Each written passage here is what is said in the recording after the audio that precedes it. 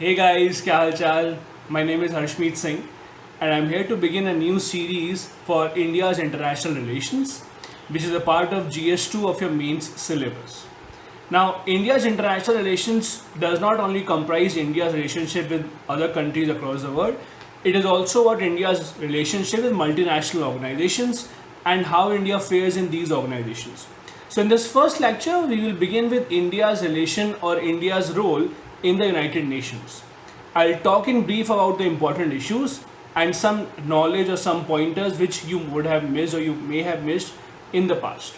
Now, as you all know, United Nations Declaration was signed in 1944 and the UN actually came into being in 1945 in the post Second World War era. The main motto of making the UN was to make the world a peaceful place from now onwards and give the countries a platform where they can discuss their issues peacefully rather than going on a war. Anyway, India was one of the original signatories of the UN and thus India is one of the original members of the United Nations.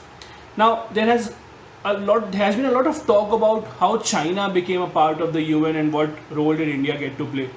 In the past few years, there have been a lot of articles, a lot of speculations about the fact that it was India who was actually offered a permanent place in the UN Security Council and we offered it to China. So let me just tell you the story behind all these small incidents that are going around and the myths that you would have read.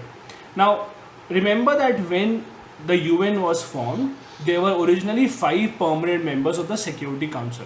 Now, these 5 included China also. So, these 5 permanent members of the Security Council were essentially the people or the nations who won the Second World War. So, they were the US, UK, France, Russia, and China. Russia, that was known by USSR at that time. Now, interestingly, 4 years after the UN came into being, there was a revolution in China called the Chinese Revolution or the Communist Revolution.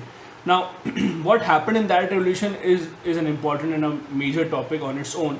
So, the outcome of the revolution was that the original government of China had to leave China and they were confined to a very small area called Taiwan, which you today call Chinese Taipei. So, Taiwan was the place from where the original government of China was now running. The original government that was a part of the UN Security Council. This government called itself the Republic of China. The other side that actually won the communist revolution, or that actually became the victorious side in the Chinese Revolution, that party formed a new government in China and they started to call themselves the People's Republic of China.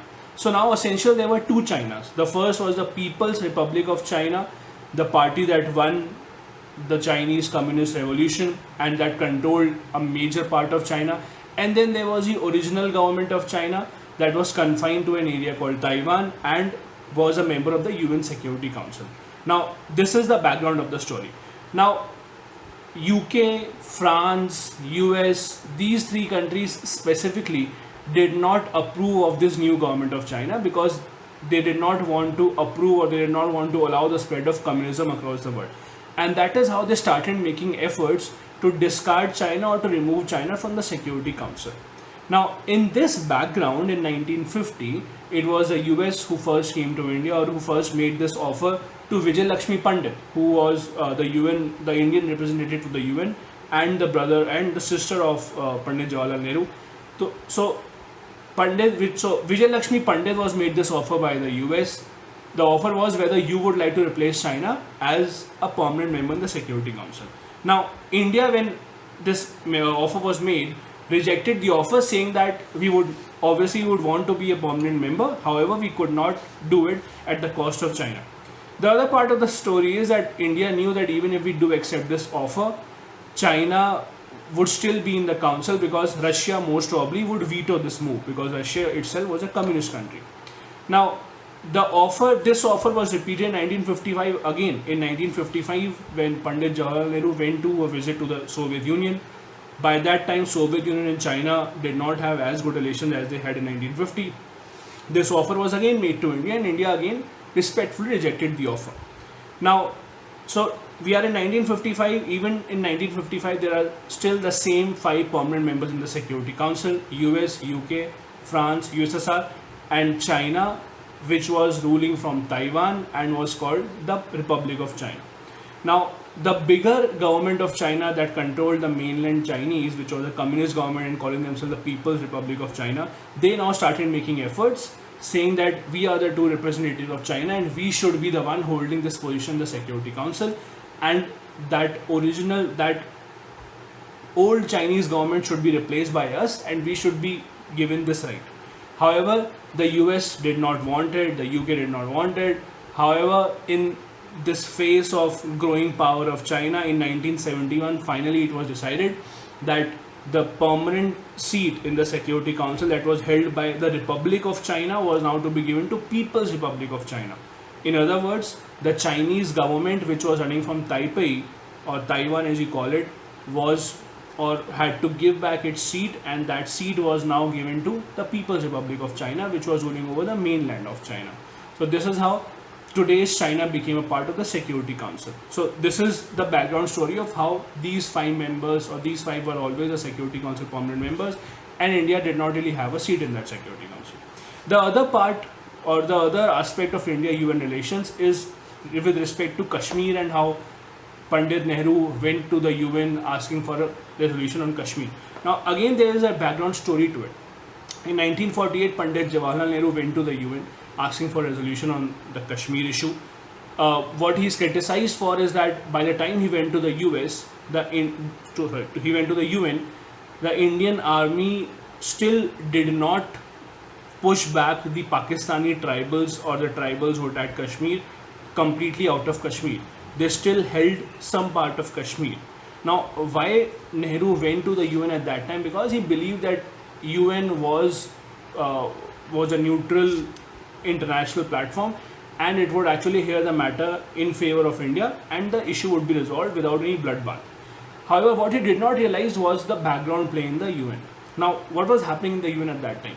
A few years ago, Israel was formed as a nation in the Arab world. Now, Israel was formed on the initiative of the UK, and that is why when this issue of Kashmir came into the UN, the United Kingdom did not want the UN to be seen as a platform which is against the Muslim nations, because the Arab world specifically was not happy with the formation of Israel. And that is why the UK did not really favor India when the question of Kashmir came into the Security Council. UK in fact convinced the US and the France in the Security Council to not go in favor of India and to rather offer a plebiscite. The plebiscite in which the people of Kashmir would vote and they would decide on the matter of Kashmir. The same plebiscite which has not taken place till now.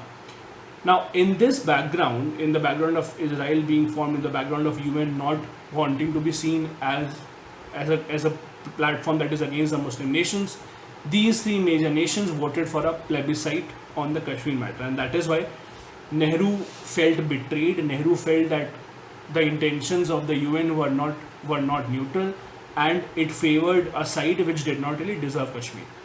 In fact, interestingly, when Portugal in fact went to the UN against Indian action on Goa, so Goa was under occupation of Portugal in fact till 1961, and when we asked the Portuguese to vacate Goa, they did not agree. And when India opted for military action, Portugal in fact went to the UN and they tried to force India not to use its military. Even then, US, UK, France, all these voted in favor of Portugal, and it was the Soviet Union veto used by the USSR that saved India from this action, and India could actually acquire Goa. So this is how the UN has played, or UN has been a part of India's international relations till the point of 1961. However, post that the India-UN relationship improved. India in fact played a major role in some of the first few initiatives of the UN, be it the peacekeeping initiatives, be it the other initiatives such as the UN Declaration of Human Rights, etc. The other important part when we talk about the UN is about India's membership or India's attempt to get a permanent seat in the Security Council. Now, you would know India is a part of a group called G4. These 4 countries together have been asking for, or have been advocating the fact that the Security Council needs to be expanded. These G4 nations are India, Brazil, Japan and Germany. These 4 nations together say that the world has changed quite a lot in the past 7 decades, and the UN Security Council does not represent the true status of today's world. Now all these four nations have their different bases, have their different reasons for asking for this seat. As far as India is concerned, the main reason why India is asking for this seat, or how India justifies its demand, is because of India's contribution in the peacekeeping forces of the UN. So UN does not have its army of its own. To maintain law and order across the world, or to maintain peacekeeping missions across the world, it asks for military members from its member nations. India has been one of the largest contributors of peacekeeping forces since the inception of these forces in the UN, and that is our reason of asking for a permanent seat in the Security Council, because it is the Security Council that decides on the deployment of these forces, and since most of those soldiers are Indian soldiers, we should have a part to play in how the security forces are deployed and what role should they play. There's one more interesting fact that you would not know actually. If you look at the list of top 5 countries who have contributed the most troops to the UN peacekeeping force, apart from India, you will find 2 very interesting names. Those names are Bangladesh and Pakistan. So the top 5 peacekeeping forces contributors across the world include India, Bangladesh, and Pakistan. Overall, India is obviously the largest contributor, but these 2 countries are also not far behind. So this is the question, or this is the aspect where India has been asking for a permanent seat in the Security Council. You would also know about another group called the Coffee Club. So the Coffee Club is a group of nations which oppose the expansion of the Security Council. So essentially, they work against the G4. These include Italy. So this group includes Italy. There's Pakistan also, which is a member of this group. There's Turkey, which has been opposing this expansion. So this is that part. Now, apart from the General Assembly, the Security Council, there are many other supplementary organizations of the UN. The one that has been in the news recently due to the Kulbhushan Jadhav case is the International Court of Justice. Now, International Court of Justice is essentially the judicial arm of the UN. We'll go into the jurisdiction of the ICJ in some later videos. India till now has had 3 judges which have been a part of the ICJ. Even presently, we have a judge, Dalbir Singh Bhandari, who is a member of the ICJ. He has been a judge in the Indian Supreme Court as well, and he is serving in the ICJ till now. So this mostly covers India's relationship with the UN. However, I'll be coming up with one more video on the same topic to cover the remaining aspects and to tell you some important facts about India and the UN, which would be pretty important from the examination point of view. Till then, if you have not subscribed to this channel, please do it now. I'll be coming up with much more regular and frequent videos. Also, if you have not checked out my website till now, please do it. It's www.harshmeetstudycircle.com, where you will get all the important updates relating to the preparation of civil service examination. There are a lot of free resources. There are a lot of free tests. There's main chance writing practice. Your answers will be personally evaluated by me. So please do check it out. Till then, wait for the next video. Bye guys.